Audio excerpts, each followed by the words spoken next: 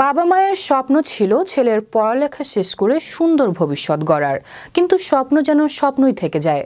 দিনাজপুরের বীরগঞ্জ নতুন পাড়ার পল্টন রায়ের ছেলে প্রতীক রায় দীর্ঘদিন যাবৎ কিডনিজনিত রোগে আক্রান্ত।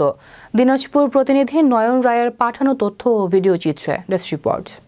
দিনাজপুরের বীরগঞ্জ পৌরসভার ৭ নং ওয়ার্ডের নতুন পাড়ার পল্টন রায়ের ছেলে বীরগঞ্জ সরকারি কলেজের ডিগ্রির দ্বিতীয় বর্ষের ছাত্র প্রতীক রায়। বহুদিন যাবৎ কিডনি জনিত রোগে আক্রান্ত তিনি।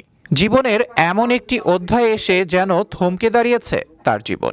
কিডনি রোগে আক্রান্ত হয়ে অনিশ্চিত ভবিষ্যতের দিকে এখন তাকিয়ে অত্যন্ত বিনয়ী এই ছেলেটি। একদিকে নিয়মিত ডায়ালিসিস করানো, অপরদিকে অনতিবিলম্বে কিডনি ট্রান্সপ্লান্টের মতো বড় রকমের খরচের চিন্তা কেড়ে নিয়েছে নিম্ন মধ্যবিত্ত পরিবারটির রাতের ঘুম। জয় পরাজয় নির্ধারণ করবে ভবিষ্যৎ। মনের গভীর ব্যথা নিয়ে প্রতিটি মানুষের দ্বারে দ্বারে হাত পাতিয়ে দিচ্ছে পরিবারটি।